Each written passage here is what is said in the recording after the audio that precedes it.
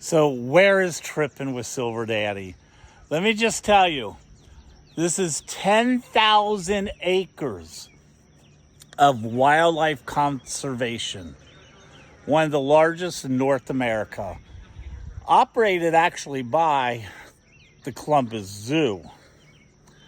But this place has been here for over 30 years, and all this property was once a strip mine for coal. And they have basically, you can do these open bus tours. You can see the roads through there. There's a bus right down there. And that's also, they have zip lining down there. So where is Silver Daddy? Please remember to subscribe and like. Bye.